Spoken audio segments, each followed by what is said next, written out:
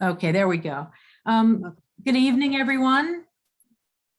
Thank you so much for coming. I'm delighted that Evelyn LaTorre is here tonight to talk about her two memoirs. The first one is Between Inca Walls, and it's about her time in the Peace Corps.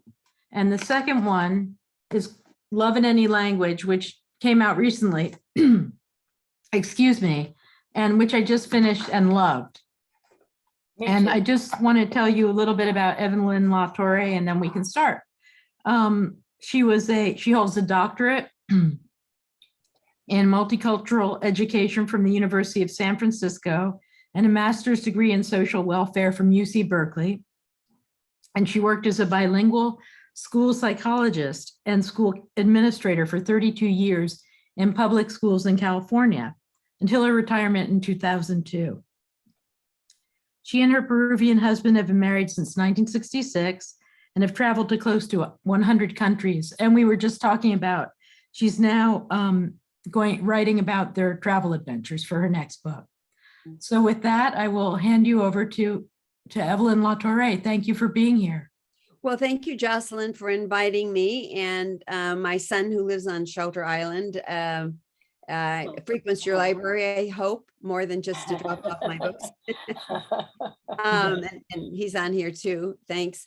I'll probably talk a little bit about the writing process, since we're a small, intimate group.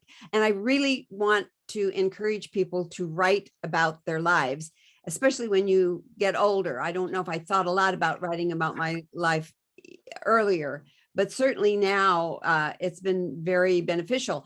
And the reason I ended up writing two books is because I wanted to do something with the journals. I kept journals for the 2 years that I was in the Peace Corps in Peru.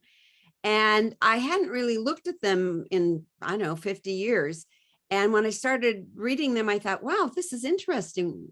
What an interesting life. And then I thought, I'll just sit down and try and put something together. And then I signed up for a lot of writing classes and got hooked up with a developmental editor. And so I wrote, and I kept writing, and I kept rewriting. And I got to about 85,000 words, and my developmental editor said, stop at the wedding. Well, I had written 2 chapters past that. And what do I do with these 2 chapters? And so I just kept writing. And the 2 chapters, well, actually, I ended up changing the first chapter anyway of the second book.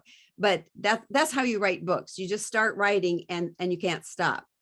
And I have several author friends that are on here, and I bet you would agree with that. And Tina, I'm going to mention, you keep notebooks and journals. You've got trunks of them. I don't have trunks of them.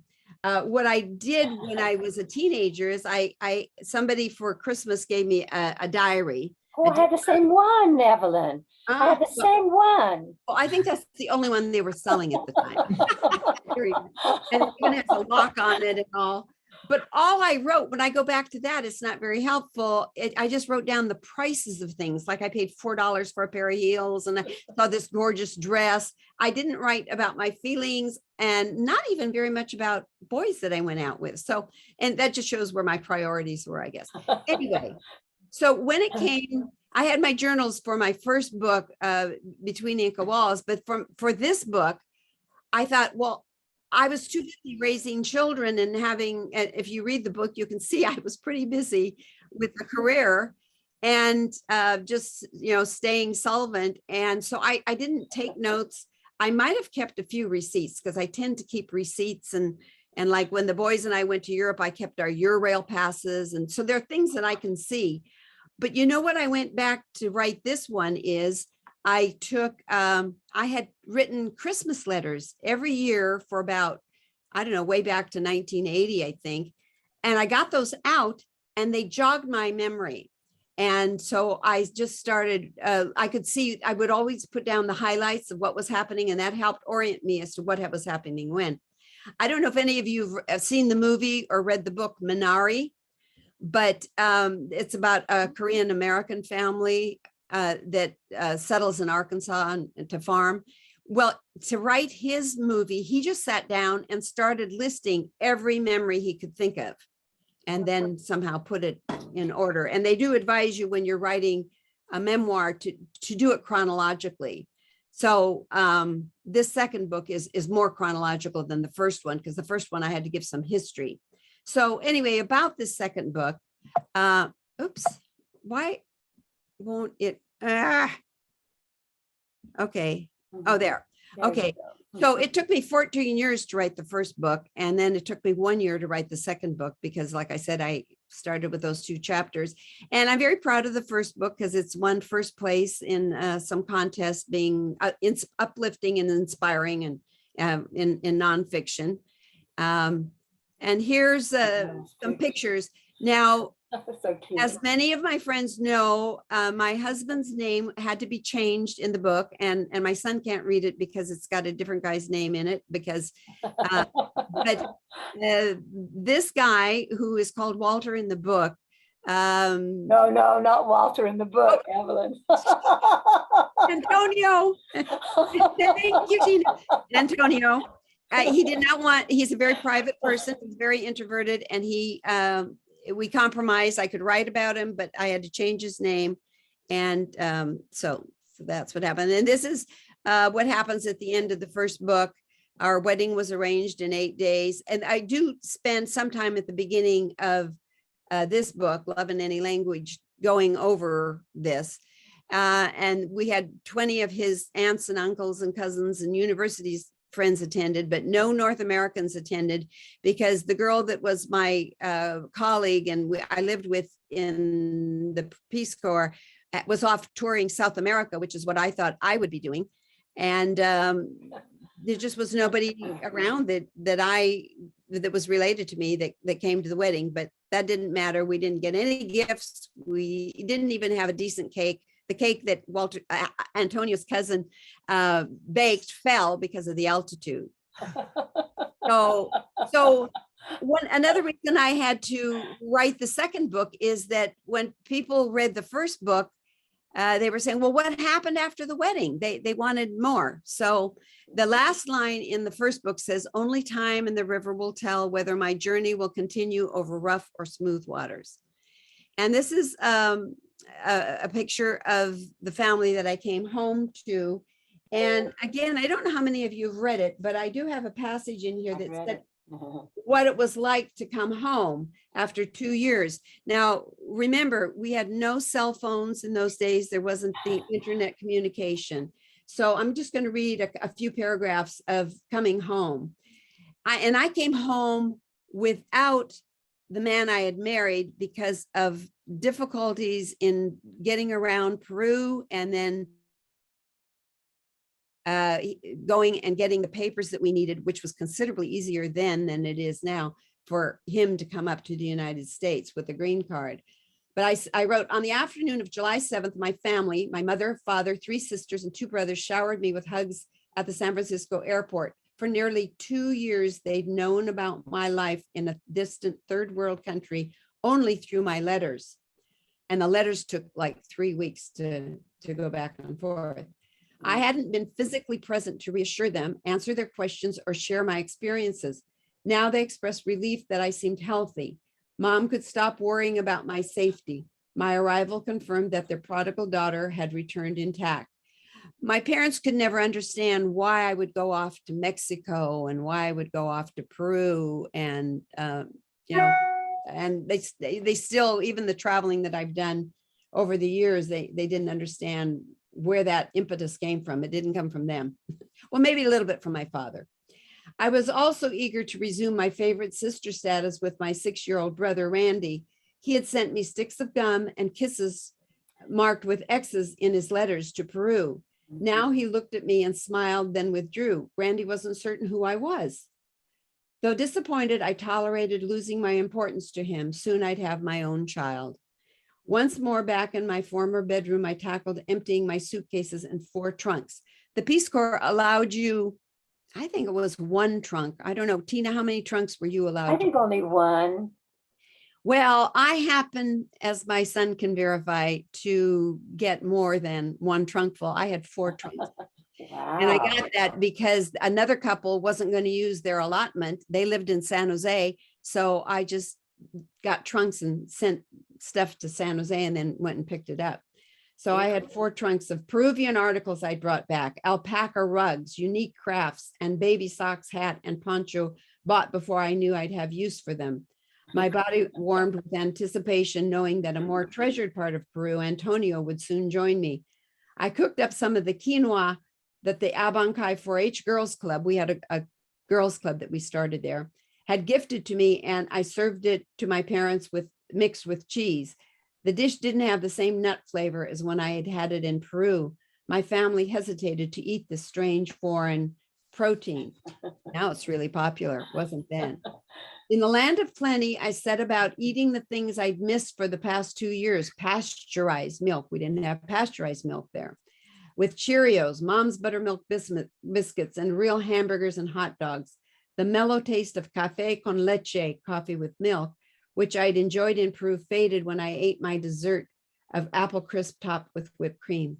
This after I downed my favorite home-cooked meal of fried chicken with mashed potatoes and Evelyn gravy. No one seemed surprised that my stomach a bit. Protruded. Neither of my parents thought my decision to marry had been a wise one, but they said little to me. My sisters told me that Dad had hit the ceiling when he'd read my letter from Peru saying that I was marrying Antonio. He had remarked in front of them, "That guy just wants a green card." He didn't say that to me now that I'd wed that guy. I suspected they wanted more than an unemployed foreigner who spoke no English as their first son-in-law. I was the oldest of the 5 children at that time. My parents hadn't yet met Antonio, so they couldn't appreciate his qualities. They'd come to love him as I had, I hoped. So that kind of starts it off. And then it goes from there to different obstacles that we had. I arrived on July 7th, 1966. I was in the Peace Corps from 64 to 66. And then Antonio arrived in August, a month later. And by that time I had gotten a job and I had bought a car and I had an appointment. I'm in an apartment.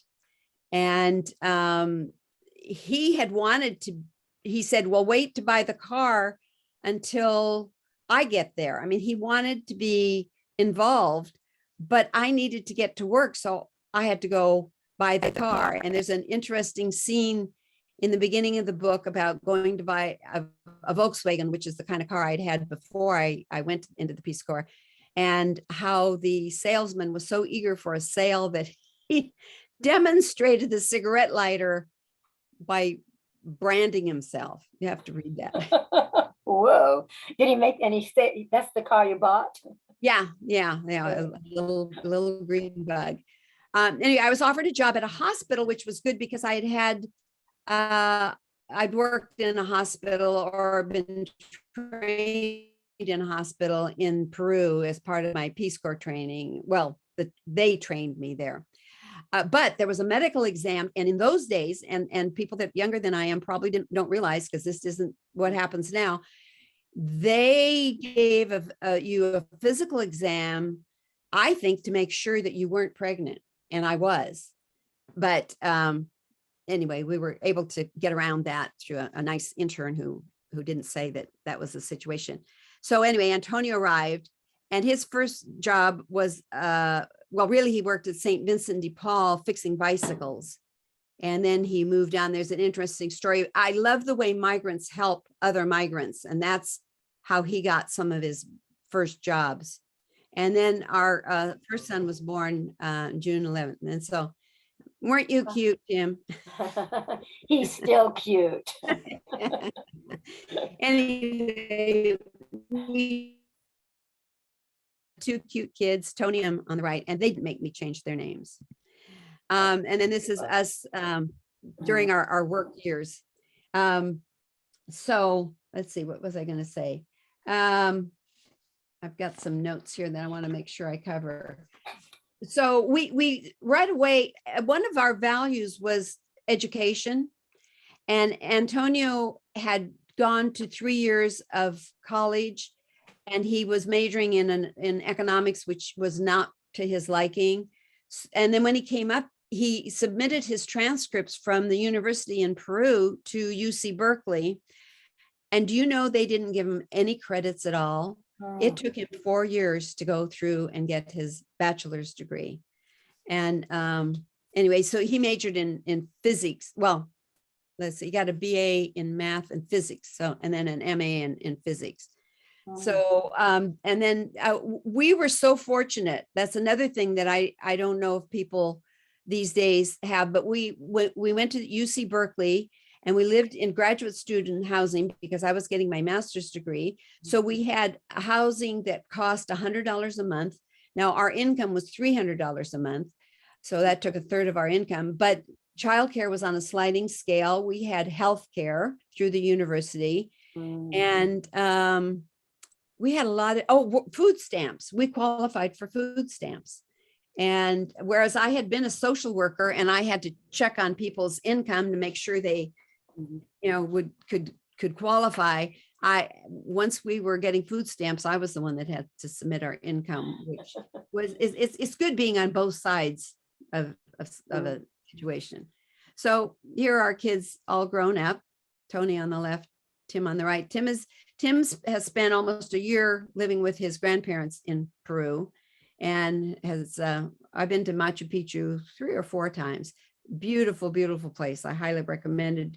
Can't go there now, of course, because of COVID, but it's right outside of Cusco, where we go back to, and where my husband has his 2 brothers that live there.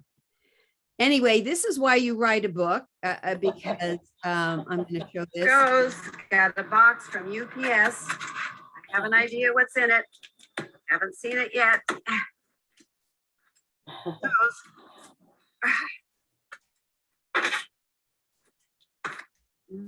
Okay. There they are. Love in any language, ready to autograph and send off. Very good. Goes, got a box from UPS. Goes, got a box. There. I do all of my writing sitting in bed because it's the most relaxed place to write. I have one of these mattresses that'll come up and support your back. So because I don't know how many people are present, and I didn't say in the beginning that if you had questions, I think we're a small enough group that you can just unmute and ask any questions that you have. Partly, I like to give the message that the Peace Corps is a very, what would you say, Tina, very transformational experience. Yeah, I think we're lucky. Anybody that's ever been away for 2 years, you bond with the people that are around you. You bond with the other volunteers. I find I have a lot in common with other volunteers. To date, there have been 240,000 volunteers that have gone to 142 countries. And they go because they are invited by the country. The year I went to Peru had the most Peace Corps volunteers ever. And I think sometimes governments just ask for volunteers to win points with the US. I'm not sure why, because when I got there, they didn't know where to put several of us. We didn't have definite assignments. And I think that happens less these days. Well, these days, there are no volunteers out in the field. They are looking again at our goals of the Peace Corps. And when it's safe from COVID, they will start sending volunteers back out.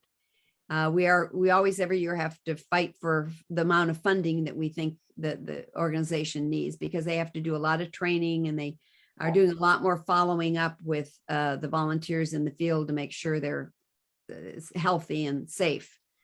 So I could tell you a lot about the Peace Corps. I can tell you a lot about Peru.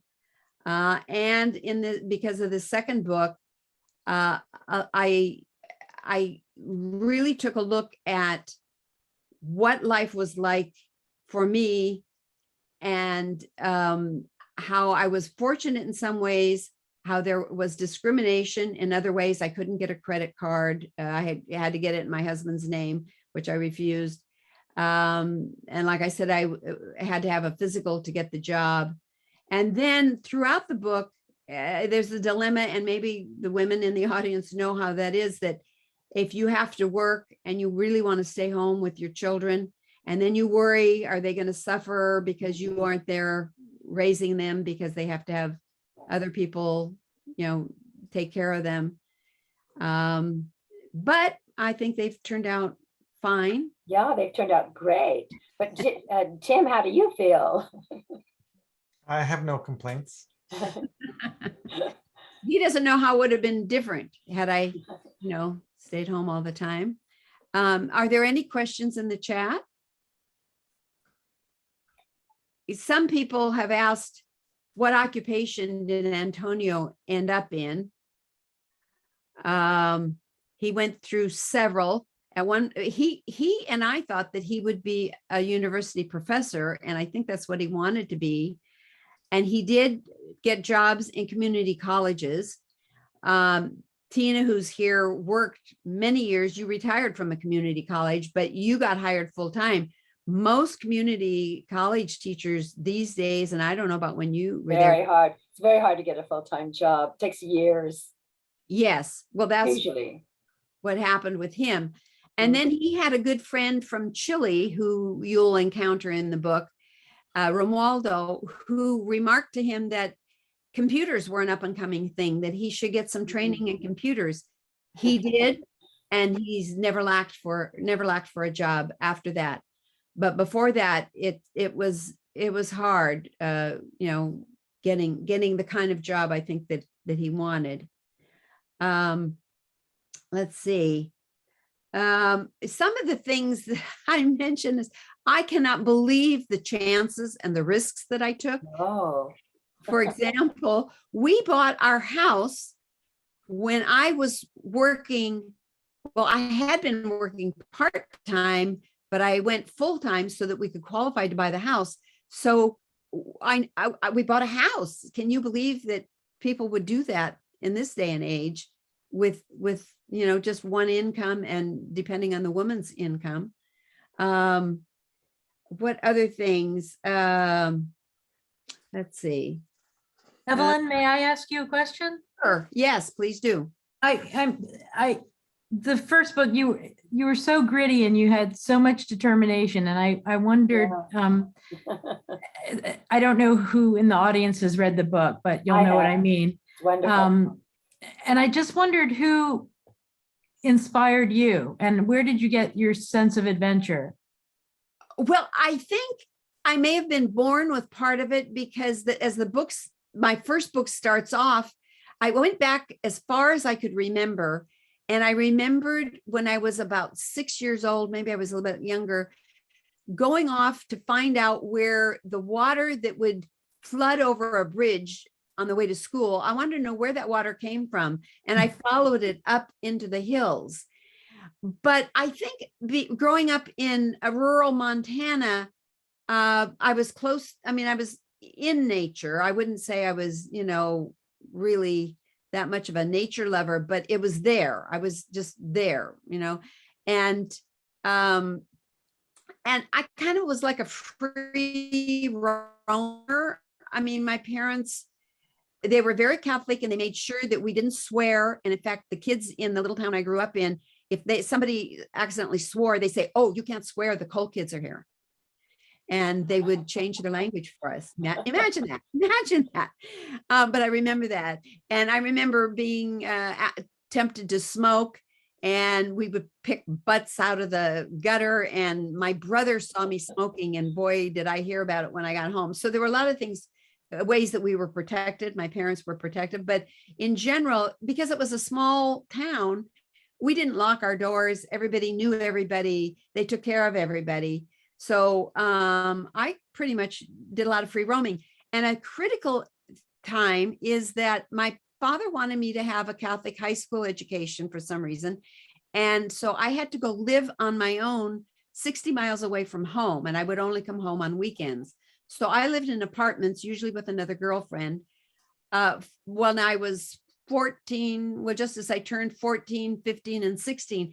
And I think that gave me the opportunity to know who I was and what I wanted and what I liked, because I didn't have my parents. I mean, every weekend when I came home, my mother and I argued like crazy over the kind of clothes she thought I should wear. She thought I needed puff sleeves and A-line skirts that would make me look slim.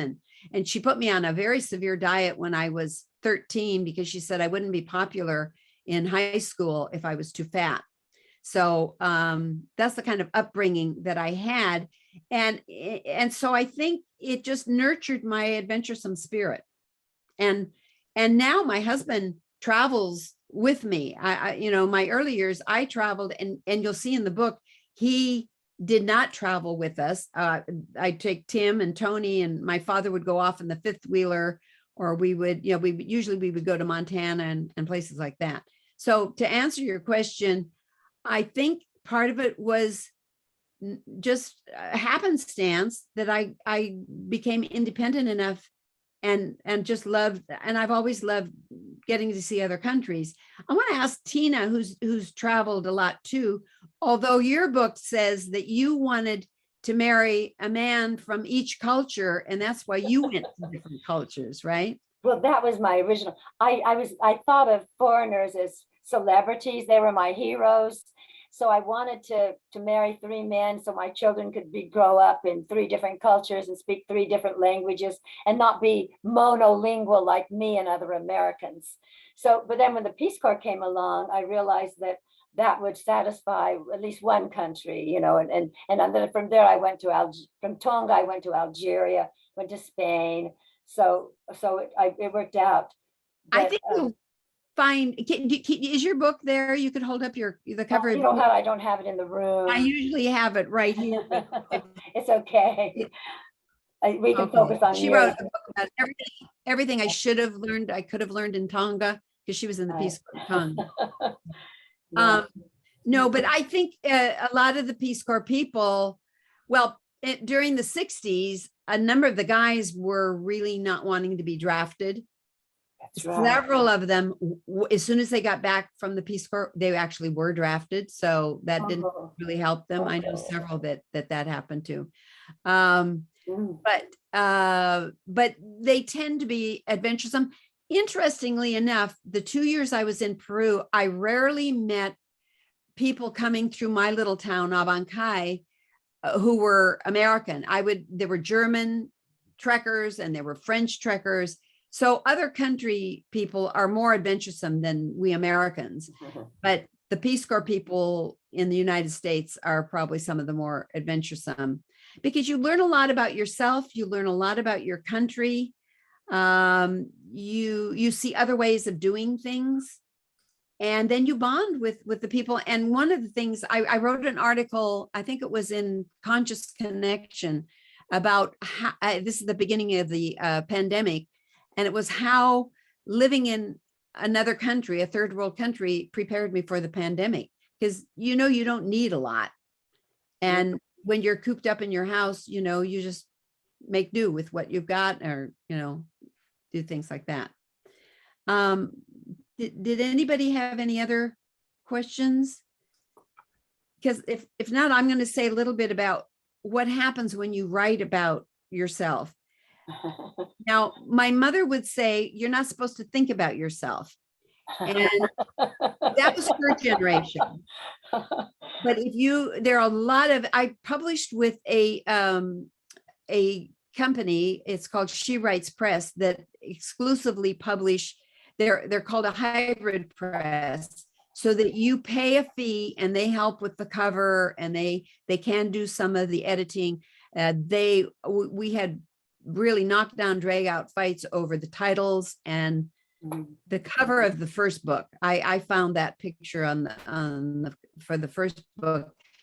Second book, I thought, you know what, I'm tired. I found that online, and they grudgingly agreed that I could use that as the cover. Now I'm thinking it's a little dark. I actually like the cover of the second one better because it's a lighter. I just liked it. And they're the ones that decided on, the name and the cover of the second one. But they sent me several that I absolutely wouldn't even consider. And they have published, I don't know how many they do every year, but about a total of 800, and most of them are memoirs. A lot of them are memoirs. And the reason that company came to be is because Brooke Warner started it. She used to work for Seal Press, and she was an acquisitions editor, and she would notice how many books came through that she would recommend that the company publish. And the men that were her bosses said, oh, no, that won't sell. That won't sell. So she finally just started her own company, and her books do sell. I was just telling Jocelyn that I just got an order of, not me, but she writes press, got an order for 400 of my books, between Inca Walls, from a travel group. Wow. So Wonderful, wonderful. I mean, you just don't know who's going to be interested in it. The second one I'm thinking is more marriage counselors, maybe, or I'm not sure who the audience is for that. I was hoping my people what I wanted to do with the second book is show the value of living with somebody who thinks quite differently than you do. And maybe they don't have to be from another culture, but that makes it really different. And I can see it just demonstrates to me how my husband was brought up with similar values and in a rural setting. And I think that's what we had in common. And then the values came first. Our personalities are very different.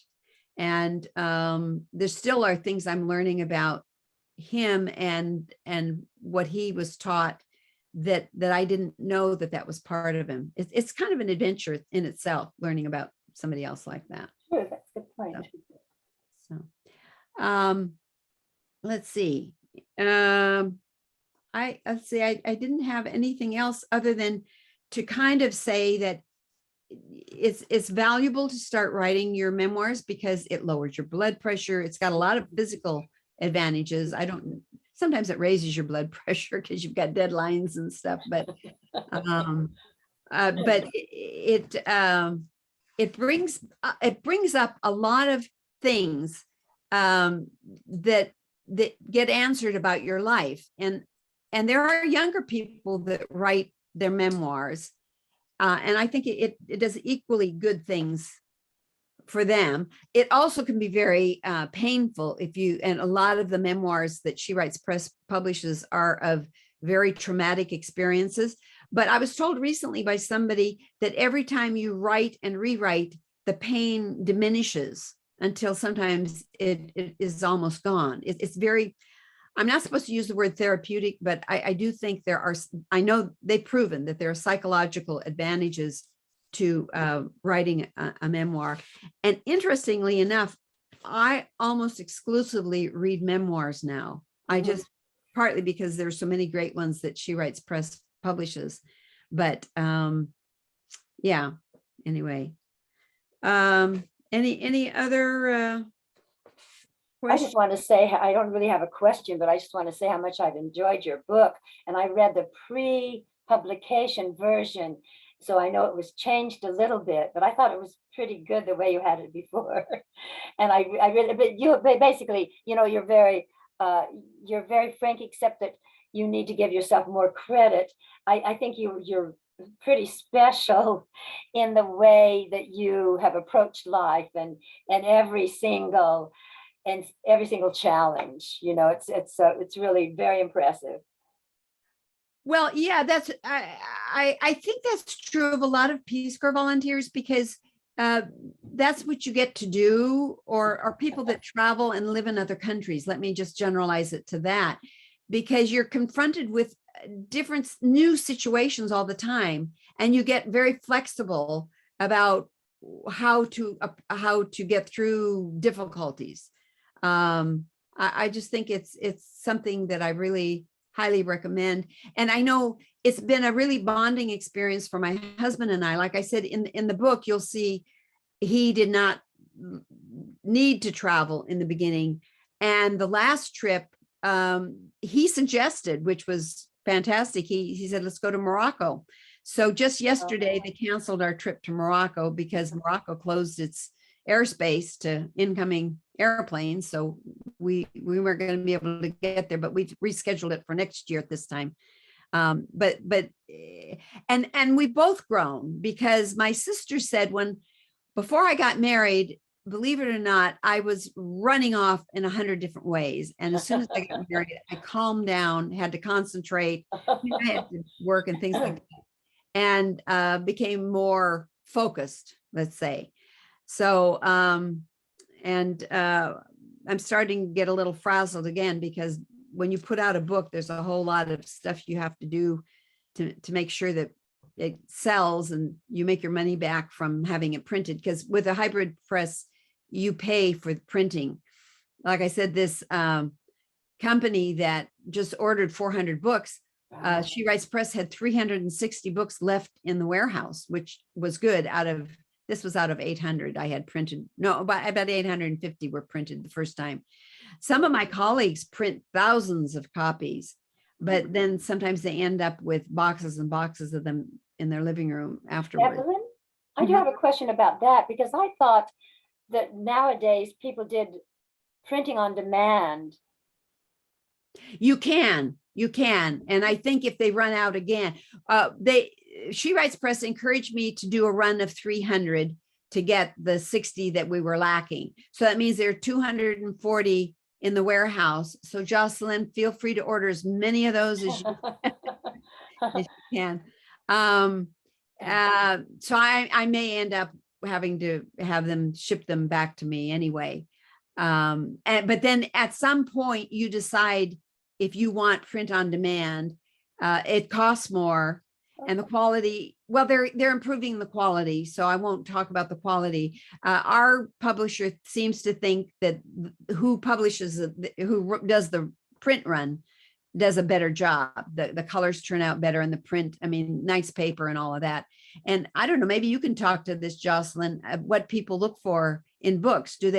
Are they checking out paperbacks, or are paperbacks still like a stepchild? No, I mean, we don't have many paperbacks in the collection just because they don't, sometimes they're not as durable. But yes, I mean, people's tastes people love memoirs, I think, and they like inspiring stories, which I find this book was very uplifting.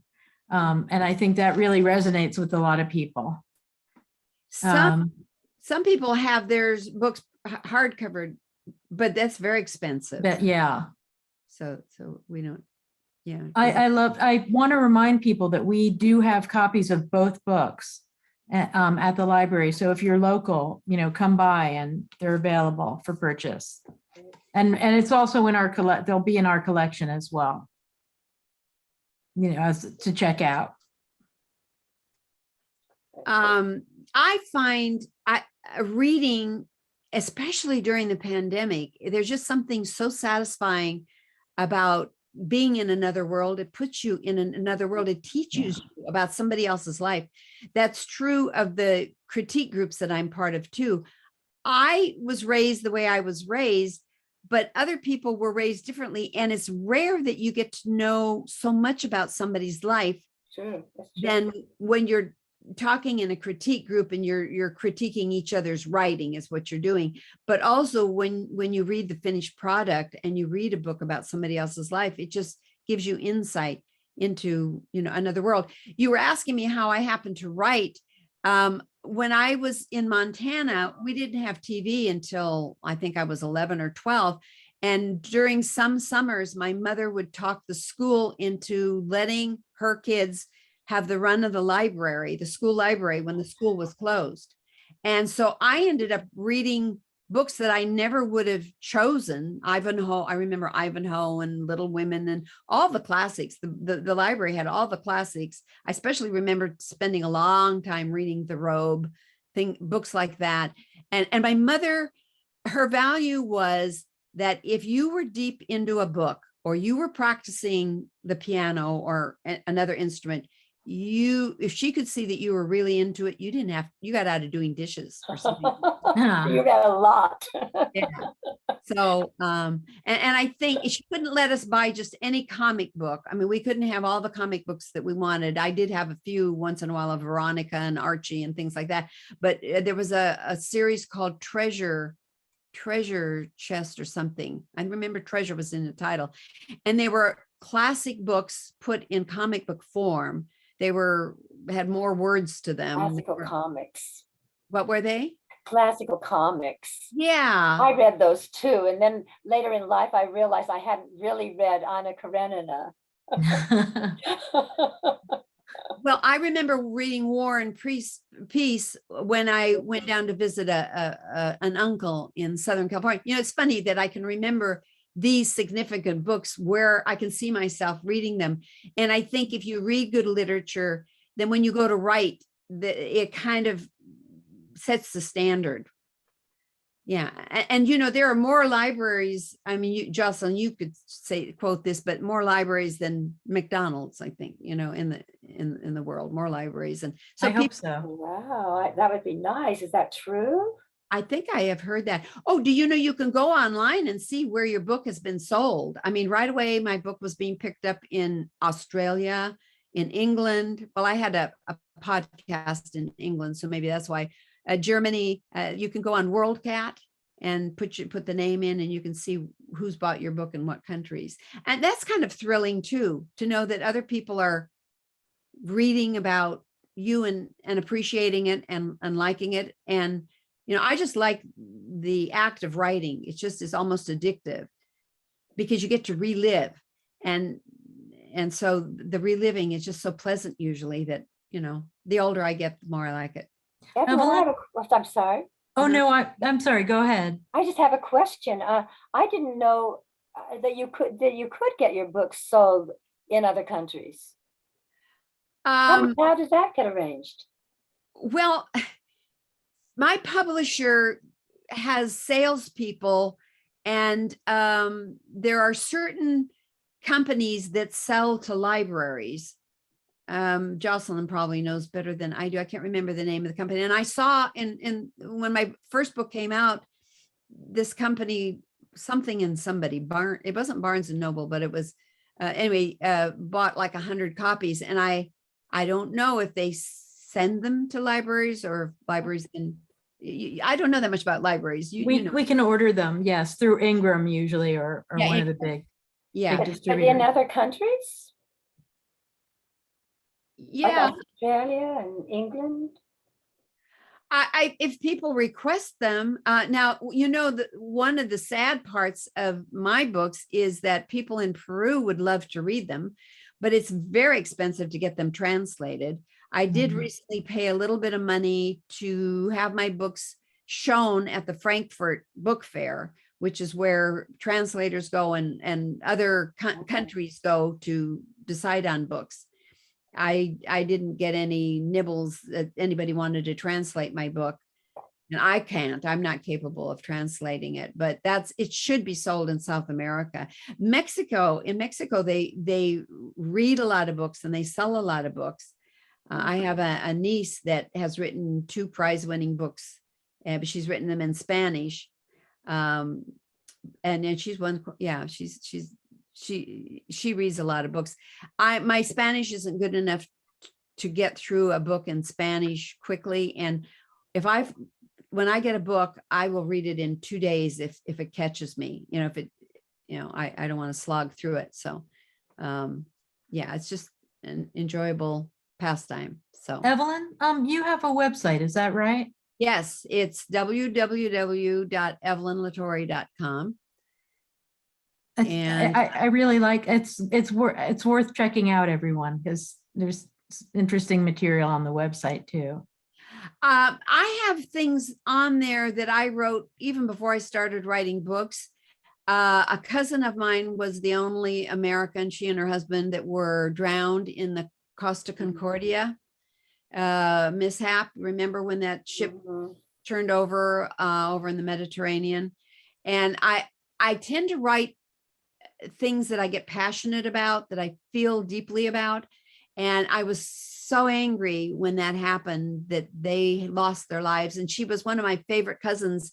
When I was in Mexico, she would send me fudge. I had to pay more money for food than and when I came back from Mexico, she wanted to know all about it. And then she taught school in Alaska for 3 years. So we had a lot in common. Barbara was her name. And so when she drowned in the Costa Concordia, I hadn't seen her for a while, but part of me went with her. I mean, we understood one another. So, and then I have articles about travels in Guatemala. I've got some photographs too, places that I've traveled. I haven't gone back to redo those. I probably should. I think I'm a better writer than when I wrote those, but anyway, well, I don't have a newsletter, a regular newsletter, because I don't like the deadlines of having to, come up with something every week or something or not. But what I tend to do is write articles, guest articles on other people's new blogs and things. So. And you wrote an article about your cousin's death. Yes, it's on my website. Was that the first thing you wrote? I think it's my oldest son, Tony, put my website together with Tim's opinions too. And so he's put, they're given a year. It says what year things were written. And that blog was written the year that the Costa Concordia tipped over. And I can't remember when that was. Was that 2015, something like that? That seems about right, like about 5 or 6 years ago. Yeah, I mean, I think what you have to do on my website is you just click on a blog and you can see what's there. And if it interests you, you can read it. If not, keep clicking and you'll come to something that you might be interested in. So, yeah. In fact, the articles that I've written, a lot of them are on there too. I wrote one about being in Ireland. That was one of our favorite countries. We loved Ireland, but then we like every place we go. So, I mean, it's just so unique and interesting. So, and it's bonding when you travel with people, you kind of get to know them really well. And my husband and I travel well together. Well, my boys and I traveled well together until the very end, when they got sick of like the 1000th cathedral or the 900th museum. And Tim was 14 and Tony was 18. And anyway, that'll be my next book. If I put it out there, I don't know. We'll want to have you back for that. Oh, Yes. well, maybe it may be a few years, So. We'll wait. Oh, okay. Well, in the meantime, be writing your own memoirs. Just start jotting things down and Oh yeah, it'd be very interesting just to hear things from the perspective of a librarian. I admire librarians. Next to the frontline workers, librarians are the people I admire most. Thanks. Yeah. True. Well, does anyone have any comments, or feel free to write in the chat, or put your cameras on if you want to ask Evelyn a question before we wrap up. Anyone? All right. Well, we've recorded this, so it will be on YouTube. So those that couldn't, because everyone's so busy in December, but Judy says, thank you, Evelyn. We all say thank you. Well, you're welcome. You're welcome. And happy reading, everybody. I can't wait to get back to the books that I'm reading. So thanks for coming along for the ride. Yeah, thank you for sharing your adventures. I really did find it very uplifting, and I'm looking forward to more. So thank you so much, Evelyn. Just digressing a little bit, you said that you read the second one. I read The Glass Castle, the first book of The Glass Castle first, and then I read The Glass Castle, and I like reversing the order, because then when you're reading the first one, you kind of connect it to what happens in the second one. It's an interesting way of reading memoirs. You don't have to read them in order. So I'm really looking forward to the prequel to what I read. So yes, thank you all. Thank you all for coming in. Lots of nice compliments in the chat. Everyone enjoyed it a lot. So thank you again, Evelyn. Okay. And thanks for having me, Jocelyn. Good night, everybody. Thank you. Thank you. Okay, so